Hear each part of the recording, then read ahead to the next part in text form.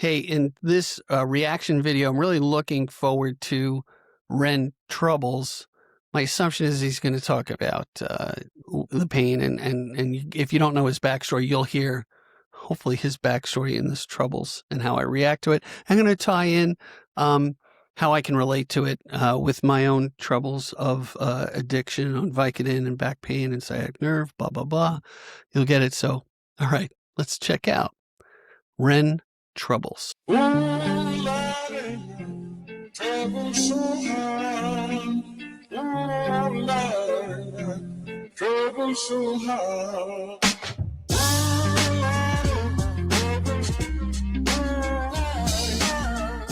I love the fact, sorry, I have to stop it quickly. I love the fact that they got this blues tune playing Trouble So Hard. And I'll put in the description who, I can't think of the artist right now, but I love that he ties that into it. All right, back to it.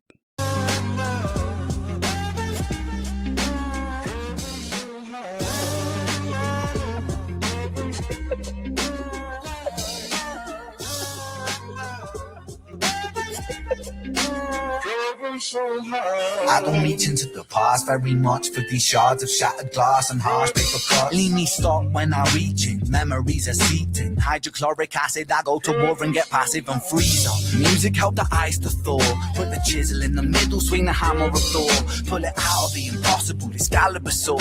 Etching notepads full of reasons why my feelings are sore. The first day that I got sick, ejected from the cockpit of living. 19, young teen, waking up bitten.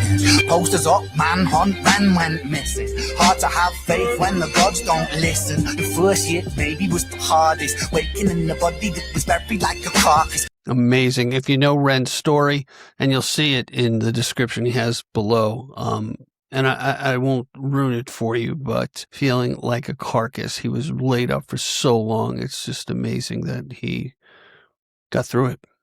All right, back to it. Brain in the lion's den, body in the sharp pit, waking up in pain again, aching, broken hearted. Persistent little blogger, I was bouncing from a doctor to a doctor to a doctor, like a table tennis game that has no end. So be the fate of Ren.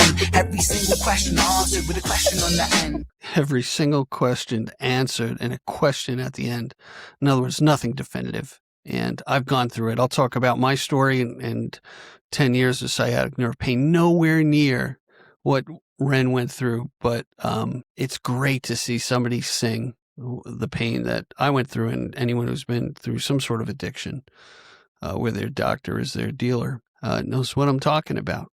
All right, back to it. The second year I came to terms with giving up my dreams. Mine was severed from the means that helped me write these rhyme schemes. Brain was inflamed, the fatigue was crushing. Hard to remain sane with your brain combusting. And the third year was murder, living in a purgatory full of worry, wouldn't live to be 30. Lifestyle hurt me, always in my bed too. Rearrange the alphabet and all the letters spelled doom. Light hurt my eyes, popping pills to survive. When you're 23 and mentally you steadily decline. I got to stop it there. When you're 23, you steadily decline. And if there's a doctor in the audience here, a renegade, fill in the comments. Tell me about this. I don't think the brain is fully developed until you're 24, 25 years old. And he goes through this episode. And on top of it, medication. It must burn out a lot of synapses, but maybe he opened other ones because he became so prolific. All right, back to it. 24, I was poor, disability benefits. What's the benefit of disability? It's irrelevant. 25 and the scars that were etched, they crack. Elastic bands only stretch so far and then snap. Deep in psychosis, hallucinations, troubled vision. Visits from the underworld were conjuring my superstition. 25, living back at home with my mom, but not because I'm a bum, alone and physically done. So thin, so frail, so weak I'd become. And my skin so pale, never kissed by the sun. One time I carved a hole in my chest, just to feel. I wish that was a metaphor, the struggle was real. I gotta stop it right there. That kind of blew me away. Just hearing that he actually had to cut himself. It's not a metaphor. He actually cut himself. I don't know the answer to this. Why do people cut themselves who are in hopelessness?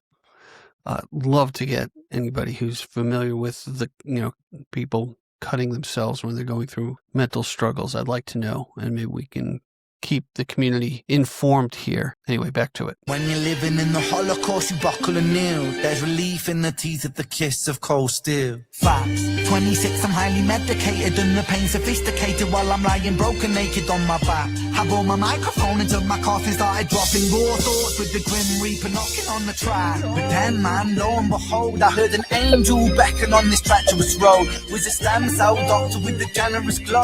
In the cell transplant, pulled me out of the cold. I love the fact that, and I know his story, he goes for stem cell treatment that helps really bring him back from really death's door. So a little bit about my story and how come I'm relating so much to this. I had 10 years of sciatic nerve pain. I should have got multiple second opinions. Didn't. When you're dealing with a surgeon, his answer is a scalpel and a knife. So I went through several operations on my back. My L4, L5 disc was missing, and I was in tremendous pain. You want to kill yourself. You'll do anything to get out of pain. I was on 3 Vicodin a day. Had to get a spinal cord stimulator put in my body to interrupt the pain signals from my brain, from my sciatic nerve down my left leg to my brain. Man, anyway, long story short, and I'll get to it at the end. Dr. Rack was my savior. And my skin got younger and my body got stronger and my stomach felt hunger for a door that was closed. And my soul heard music for the first time. Beauty was a word I'd use for this gift of gold. Oh Lord, I forgive you. Lord, I forgive you. Lord, I forgive you. Make me whole. Now, curious. Okay, he goes through this struggle, pain. Would he have not gone through the struggle? Would he be as prolific as he is today with his music and with his art? Curious about that. And he's forgiving God for letting him go through this suffering. And there's a lot biblically that we can explore with this as far as God's only son going through suffering. That's another episode. Anyway, just thought I'd throw that nugget in. All right. And he's returning this gift of music, this gift of gold, back to his creator. Beautiful thing. This music I give you, pain that I live through, everything I've been through is yours to hold.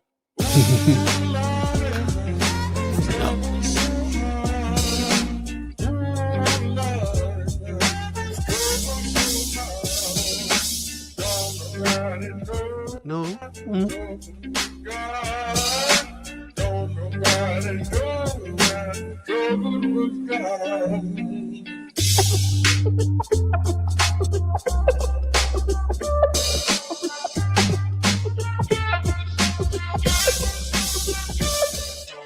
Amazing. Just look at that. Victims are usually left to suffer for years without any solid explanation of what is going on, receive very little help to escape a body constantly at war with itself. I've talked about this before. I talked about pain being that visitor that is there every day, and you get to know, and it's like a partner, and that's so happy that he was delivered from this, and that he's paying it forward by bringing attention to it through his art. Kudos to you, Ren. Thanks for this gift to us.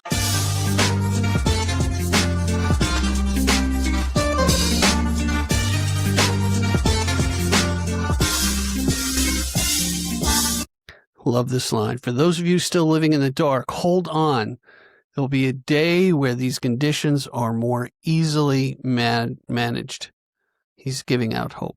And the fact that he's such a big star and he's bringing attention to it is really a beautiful thing. And the thing I used to hate, man, you have back issues. Everyone's a back expert telling you what to do. So anyway, my story. I was on 3 Vicodin a day. You go through taking it when you're in pain to taking it because you're going to be more active. I was allowed to have 3 a day through the month. And of course, you take that 4th one when you're going to be more active because you're going to be in pain and you don't want to be in pain. And then you have to titrate down. You go through semi-withdrawal, I guess. I don't know the right term for it. Then what do?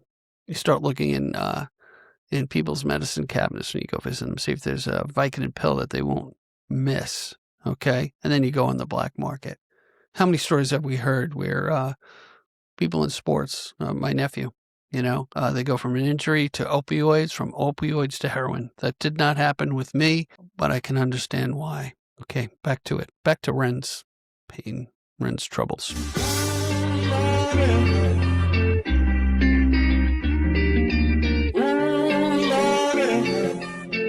travel so high. Great, great, great. I love the fact that he stops with the word hope on the screen. You know, he's in the darkness covering his face, in my opinion, with that glove. So I can relate to this so well. Please comment. I love the reaction that I'm getting from the renegades out there and the people who stumble on my humble impressions about his art and his work. And it's such a beautiful thing. So what happened with me, they discovered a lump. So I had this electronics spinal cord stimulator, I probably said, and all right. My brother-in-law, George, says, he was in the medical field, says, go see Dr. Rack. He's a great guy. And the word hope. Thank you, Dr. Rack, by the way, you gave me hope. So I see Dr. Rack. I had a lump in my thigh that seemed getting bigger. Couldn't get an MRI because I had electronics in my body. And the first day that I meet him, he looks at me, figures it out. He goes, I think that lump in your leg is the issue with your sciatic nerve. That's the day hope came back to Steve Yusko. All right, so long story short, what happens? They take the lump out. It was a schwannoma in the sheath of my sciatic nerve that grew over 10 years to the size of a small lemon. Yeah, that was it. Had nothing to do with the discs and the laminectomy and all that other stuff that I had done. Misdiagnosed. Good intentions. Should have got second or third opinions. I just wanted to be out of damn pain. Yeah, cut me. Do whatever you need. Get this pain over with. And I managed with it for a while, but then I didn't manage with it very well. Long story short, before all this, I actually ran out of Vicodin when I traveled to California. TSA took my pills out, called my doctor. The doctor said, I can't prescribe pills. So there I am, 10 days without my Vicodin. And I went through withdrawal. Ants crawling all over me. In this training, guys are looking at me really worried. Hell, sweats, cold sweats, the whole 9 yards. I call my Aunt Dottie, Uncle Charlie, 2.5 hours away in San Diego. Aunt Dottie says, hey, we've got Vicodin here for when Uncle Charlie had a knee problem. You're welcome to it. And I almost drove 2.5 hours to get that Vicodin. But I didn't, because I realized I was addicted. And that cold turkey, thank God, I thank that TSA agent who took my pills, because I went through suffering and got off of it. Then finally went to see Dr. Rack. I don't know the timeline. Took out the lump, and a month later, I had the spinal cord stimulator taken out. Man, it affected my life totally. I'm not a victim, but it really screwed things up for me. And so it's out. I'm cured. No Vicodin, no pain. New life. Had I not gone through that suffering, my life would be a lot different, I guess. Don't know. Anyway, hey, Ren, thanks so much for this. I look forward to doing more deep dives. Please comment, share, hit that hype button. Love the conversations, people telling me the Easter eggs that I've missed. I'm going to look up that blues song that was in there. And as I say, be generous with, what do I say? Be generous with your joy. Keep your spirits high. Let the music, Ren's music, take you on a journey. Till the next one, be well, everyone.